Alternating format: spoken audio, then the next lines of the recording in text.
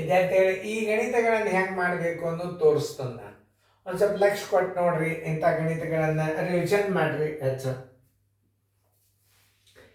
ಈಗ ಈ ಗಣಿತಗಳನ್ನು ತಿಳಿಸಿದಾಗ ಮುಂದೆ ನೀವು ಮಾಡ್ಬೇಕು. ಹಿಂದೆ ಆಗ್ಯಾವ್ಯವು, ಈಗ ನೀವು ಮಾಡಬೇಕು. ನಿಮಗೆ ಟೈಮ್ ಕೊಟ್ಟದ, ಮ್ಯೂಟ್ ಮಾಡ್ರಿ. ಮ್ಯೂಟ್ ಮಾಡಿ ನೀವು ಗಣಿತಗಳನ್ನು ಮಾಡಿ ತೋರಿಸ್ರಿ. ಆಗ್ಯಾವ ಹಿಂದೆ ನೀವು ನೋಡಿರ್ಬೇಕು. ಸೀರಿಯಲ್ದೊಳಗೆ ಸೀರಿಯಲ್ ನೋಡಿದೆ ಇದನ್ನು ಮಾಡ್ಬೇಕು. ಹೆಂಗೆ ನಾ ತಿಳಿಸ್ತೀನಿ, ನೀವು ಲಕ್ಷ ಕೊಟ್ಟು ನೋಡ್ರಿ. ಇಲ್ಲೇ ಎಲ್ಲರೂ ಬೋರ್ಡ್ ಕಡೆ ನೋಡ್ರಿ. ಇವು ಸಜಾತಿ ಪದಗಳು ಅಂತಾರೆ. ಇವಕ್ಕೇನಂತಾರೆ? ಸಜಾತಿ ಪದಗಳು ಅಂದ್ರೆ ಒಂದೇ 35 ಎಲ್ಲ ಒಂದೇ ಸ್ಥಾನಕ್ಕೆ ಬಿಂದು ಅದ. ಇದಕ್ಕೆ ಸಜಾತಿ ಪದಗಳು ಅಂತಾರೆ. ಸಜಾತಿ ಪದಗಳು ಅಂದ್ರೆ ಏನು? 35 ಕಂಟಿನ್ಯೂ ಅದ, ಸ್ಥಾನ ಬೆಲೆನೂ ಸೇಮ್ ಅದ, ಅಂದ್ರೆ ಇವಕ್ಕೆ ಸಜಾತಿ ಪದಗಳು ಅಂತಾರೆ. ಇಲ್ಲಿ ನೋಡಿ, ಇದು ನೋಡಿ, ಇದು ಸಜಾತಿ ಪದನೇ. ಯಾಕೆ? 1.23 ಅದ, 2 ಸ್ಥಾನ ಅದ, ಇದಕ್ಕೂ 2 ಸ್ಥಾನ ಅದ, ಇದಕ್ಕೂ 2 ಸ್ಥಾನ ಅದ, ಅಂಕೆಲ್ಲ ಸೇಮೇ ಅಂದ್ರೆ ಇವಕ್ಕೆ ಸಜಾತಿ ಪದಗಳ ಸಂಕಲನ. ಸಜಾತಿ ಪದಗಳ ಸಂಕಲನವನ್ನು ವೇಗವಾಗಿ ಮಾಡುವುದೇ ಗುಣಾಕಾರ. ತಿಳ್ಕೊಂಡು ಐತಲ್ಲ. ಒಂದ್ಸಲ ಮಾಡಿದಿಂದ ಮ್ಯೂಟ್ ಮಾಡಿ ಮುಂದಿನ ಸಲ ಮಾಡಿ.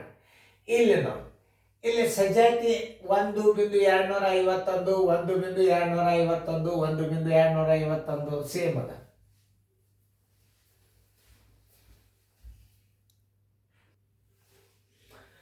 ಅವಾಗ ಇದನ್ನ ಹಿಂಗೆ ಲೈನ್ ಇಟ್ಟು ಹಿಡಿದು ಕೂಡಿಸ್ಕೋತ ಹೋಗಬಾರ್ದು. 1.251 ಗುಂಡ್ಲೆ 1 2 3 4 ಗುಂಪು 4ರಲ್ಲಿ ಗುಣಾಕಾರ ಮಾಡಿಬಿಡ್ಬೇಕು. ಖಲಾಸ್ ಮುಗೀತು. ಸೇಮ್ ಇರಬೇಕು ಅಂಕೆಗಳು, ಗುಂಪುನು ಸೇಮ್ ಇರಬೇಕು, ಸ್ಥಾನ ಬೆಲೆನೂ ಸೇಮ್ ಇರಬೇಕು. ಇದನ್ನು ತಿಳ್ಕೊಬೇಕು. 3 ಸ್ಥಾನವ ಇಲ್ಲ, ಇದಕ್ಕೂ 3 ಸ್ಥಾನವ ದಶಮಾಂಶ, ಇದಕ್ಕೂ 3 ಸ್ಥಾನವ, ಇದಕ್ಕೂ 3 ಸ್ಥಾನ, ಅಂಕೆಗಳು ಸೇಮ್ ಅವ. ಇದಕ್ಕೆ ಸಜಾತಿ ಸಂಕಲನ ವೇಗವಾಗಿ ಮಾಡೋದಂದ್ರೆ ಆ 5 ಮೂಲ ಸಂಖ್ಯೆ ಒಂದು ಇಟ್ಟು ಎಷ್ಟು ಗುಂಪದ ಆ ಗುಂಪಲ್ಲಿ ನೀವು ಗುಣಾಕಾರ ಮಾಡಬೇಕು. 4 1 4, 4 5 22, 4 2 8 1 2 10, 4 1 4 1 5. ಈಗ 3 ಸ್ಥಾನ ಬಿಟ್ಟು ಬಿಂದು ಕೊಟ್ಟು ಬಿಡ್ಬೇಕು.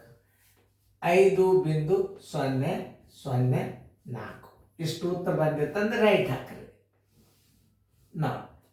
ಈಗ ನಾನು ಮ್ಯೂಟ್ ಮಾಡಿ ನೀವು ಹಾಕ್ರಿ ಲೆಕ್ಕ. ಮ್ಯೂಟ್ ಮಾಡ್ರಿ, ಹಾಕ್ರಿ.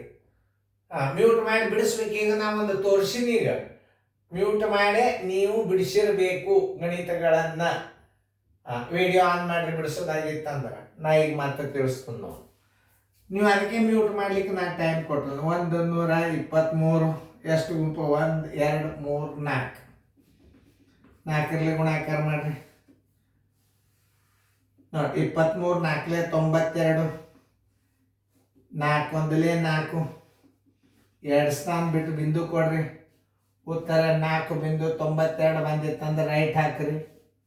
ನೋಡ್ರಿ ಹೆಂಗದ ಇದು ದಶಮಾಂಶ ಸಂಕಲನ. ವೇಗವಾಗಿ ಸಜಾತಿ ಪದಗಳನ್ನು ವೇಗವಾಗಿ ಕೂಡಿಸುವುದೇ ಗುಣಾಕಾರ. ಅದರಂಗ ಇದನ್ನು ಮಾಡ್ಲಿಕ್ಕೆ ಹೋಗ್ಬೇಡ್ರಿ. ಇದೊಂದು ಬೇರೆ ಟೈಪ್ ಅದ. ಇದನ್ನ ಹೆಂಗೆ ಹಚ್ಕೊಳ್ಳೋದು? ಹಿಂದೆ ಆಗ್ಯಾವ ನಿಮಗೆ ಇವು ಲೆಕ್ಕಗಳು. ಇವು ಸ್ಥಾನ ಮೇಲೆ ಹಚ್ಕೋರಿ. 1.1, ಆಮೇಲೆ 1.11 ಮ್ಯಾಲ 0 ಮಾಡ್ರಿ. 1.111 ಮ್ಯಾಲ 0 ಮಾಡ್ರಿ. ಸ್ಥಾನಗಳು ಕರೆಕ್ಟ್ ಮಾಡ್ಕೋಬೇಕು. 1.111 ಮ್ಯಾಲ 0 ಕೊಟ್ಕೋರಿ. ನೋಡಿ, ಇಷ್ಟು ಸರಳದ ಇದು. ಸುಮ್ಮ ಕ್ರಮಬದ್ಧವಾಗಿ ಮಗ್ಗಿ ಬರೆದು ಬಿಡೋದು. ಇದು 1 ಇಡ್ರಿ, ಮುಂದಿನ ಅಂಕಿ 2 ಇಡ್ರಿ, ಮುಂದಿನ ಅಂಕಿ 3 ಇಡ್ರಿ, ಮುಂದಿನ ಅಂಕಿ 4 ಇಡ್ರಿ, ಬಿಂದು ಕೊಡ್ರಿ. ಎಷ್ಟು ಗುಂಪು? 1 2 3 4 ಗುಂಪದ. 4 ಇಟ್ಟು ಬಿಡ್ರಿ. ನೋಡ್ರಿ ಎಷ್ಟು ಸರಳದು.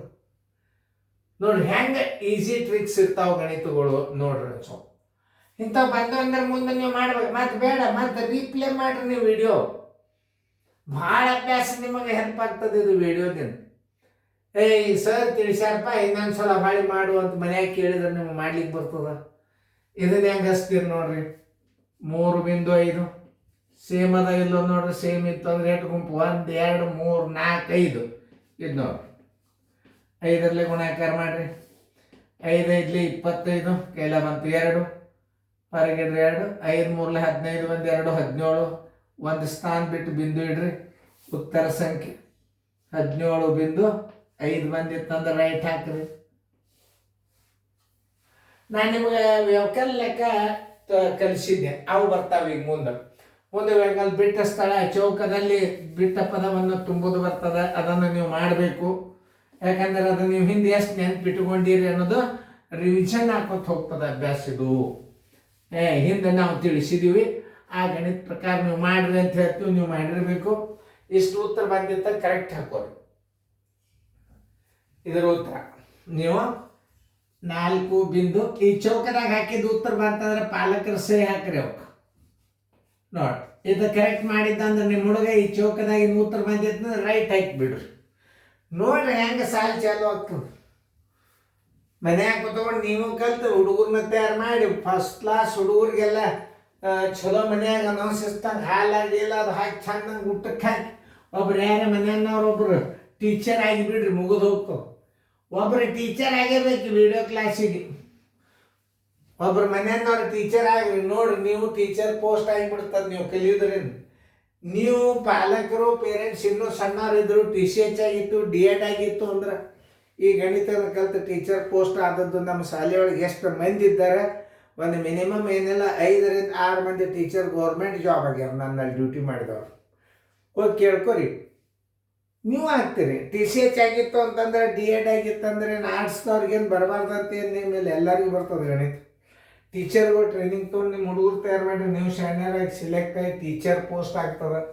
ಎಲ್ಲರಿಗೂ ಹೆಲ್ಪ್ ಅದ. ಇದು ರೀಸ್ನಿಂಗ್ ಅದ, ಗಣಿತ ಅದ, ಎಲ್ಲ ನಿಮ್ಮ CETಗೂ ಹೆಲ್ಪ್ ಆಗ್ತದೆ. ಸ್ಟಡಿ ಮಾಡಿರಿ.